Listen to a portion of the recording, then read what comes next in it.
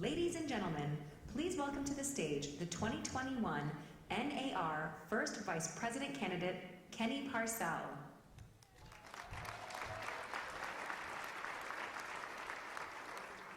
Welcome to Utah. We ordered the weather just especially for you. It was colder than cold last week. The funny thing is, talking to Ross this morning, I stood over by the coffee machine this morning as well and was fishing for hair compliments, but did not get any.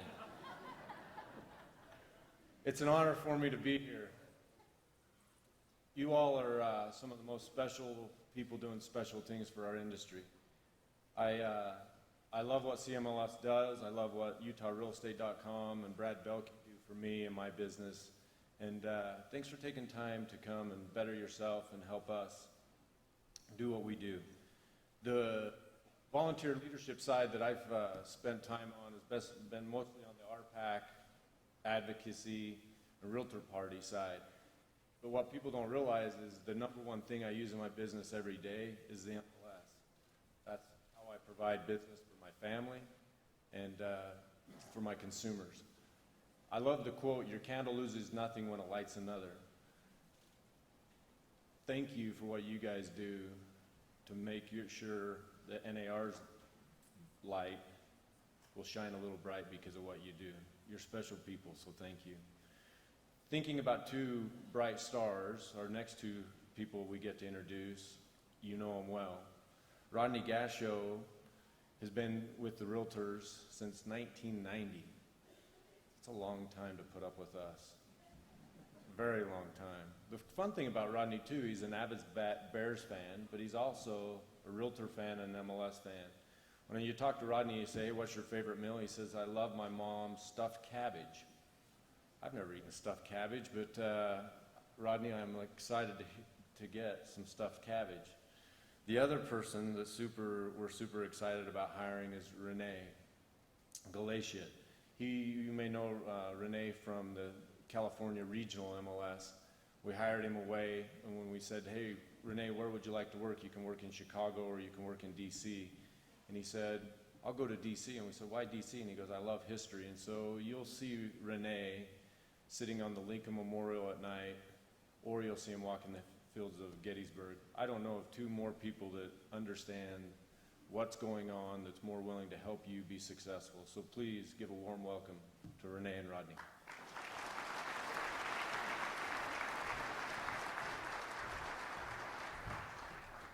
Thank you. Thank you, appreciate it. Thank you, Kenny, for that warm and unique introduction. I will warn anyone who goes to dinner with Kenny, be careful what the conversation is, because he might use it as an introduction for you all. Great to be here. I want to thank you all for the opportunity to talk about the Clear Cooperation Proposal. I know it's already been done, but I wanted to give a shout out to CMLS and UtahRealEstate.com for the party last night, right? For this incredible venue and for the quality programming that we have at this conference. Rene and I are honored to be part of this discussion. I'll tell you that it wasn't long ago, back in 2015, that I attended my first CMLS conference. It was in Kansas City. It was a all right, go ahead. Kansas City. It was different, right? For those of you who were there. It was a smaller crowd. They had a record attendance that year, though. It was a big jump from the year prior. They had 500 and something members. I was just told backstage that the attendance for today is in the 800s, which is phenomenal. So things change and things evolve, right? Yeah, go ahead, clap. So things change and they evolve, but the one thing that hasn't changed with regard to this conference is the quality of the content and the quality of the speakers and the importance of the topics that are being discussed. And I'll tell you, the Clear Cooperation Proposal is one of those topics. At the national level, we received many calls about off-MLS listings. And I know that you all are getting calls about off-MLS listings, because you tell us so. And the concern is, right, that it seems to work against the foundational concepts and the benefits of what the MLS is about.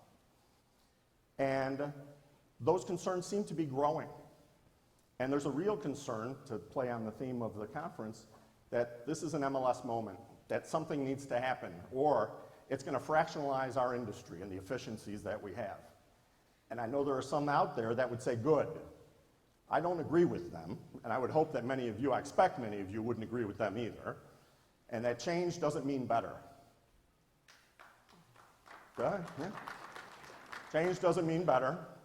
I'll also share with you that within our team at NAR, we deal with the global alliances, and we are the envy of the world, our real estate market, our real estate way of doing business, and that the one thing they always want to talk to us about is how do we establish an MLS in our market, and what does that look like? So, that in mind.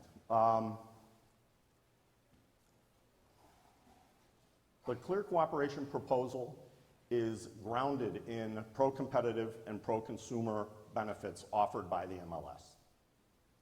It is also a reinforcement of the duty to cooperate, which is facilitated by the MLS and which is instilled in Article 3 of the NAR Code of Ethics.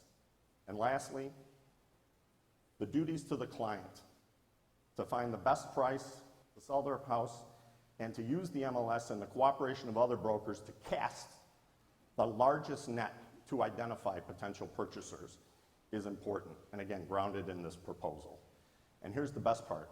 The proposal itself, this isn't a 2-3 page thing. You guys have all seen it, I imagine. We're talking about a couple statements, but just the size of it and the simplicity of it is by design, but it's incredibly impactful, isn't it? 2 parts. One, the grace period of filing or distributing the listing within the MLS for cooperation with other participants. And the other, the trigger, that once the property is publicly marketed, that the listing broker would have to enlist the cooperation of other brokers to help them sell that property. Give me a second. Lost my train of thought. Where are we?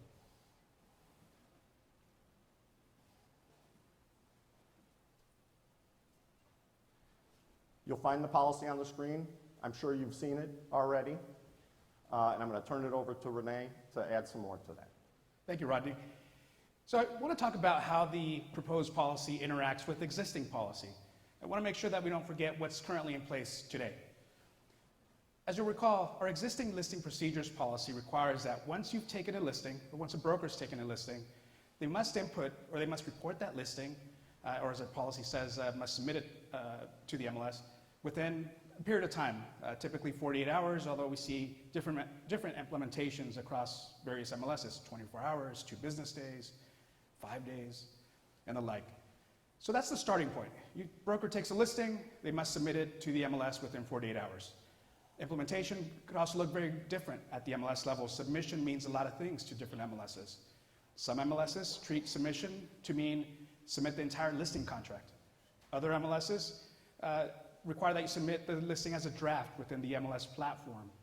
Okay, so it doesn't necessarily mean make it live. But as most lawyers know, there's exceptions to every rule, and we have such exception in our policy.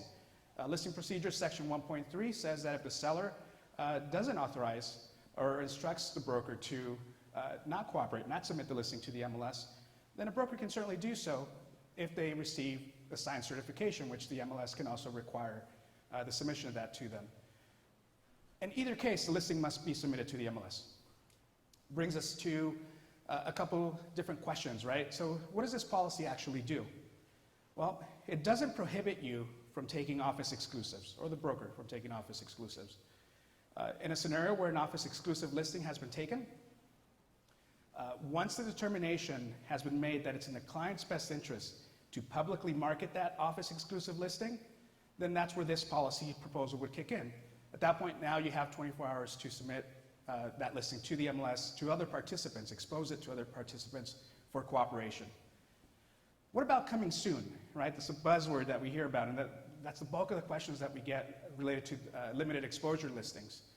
Well, this policy also has no effect on local coming soon statuses, right? So what that means is, if you have a local coming soon status within your platform that, for example, deals with more of a showing instruction, where you have a listing that is available to be disseminated to other participants, it's just not ready for showing, it's coming soon to the market, there's some prep work that's occurring. This policy doesn't change any of that local handling there. It only deals with the case where you have a listing that's not being publicly marketed, And once you turn around and publicly market it, then you must submit it to the MLS for cooperation. Ready? Yep. So what's next? Where do we go from here? Right now, we're soliciting feedback with regard to the proposal. We have over 200 responses. A lot of those responses are in support of the way the proposal is right now. We are getting some suggestions on how to modify it. I can share with you that it seems one of the bigger concerns is the 24-hour time frame, and there would like to be some more flexibility with regard to that, or an increased time frame in that. So I know that the advisory board is going to look at that, and we may see a tweak to the policy itself with regard to that time frame, okay? So the advisory board is looking at it. They may come back with a tweak.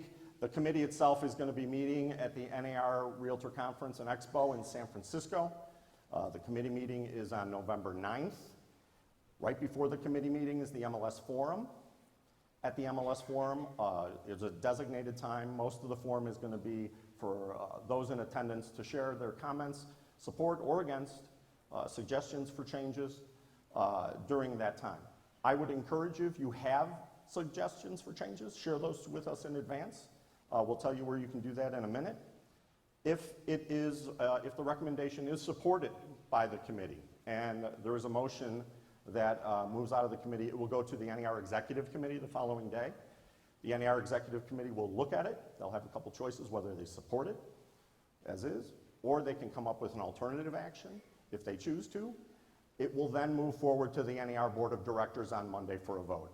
And if there is an alternative action by the Executive Committee, that will also move forward.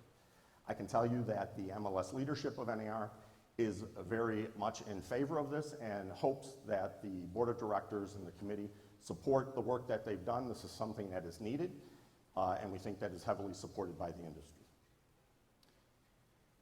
So we'd like you to continue the conversation. We want to hear from you.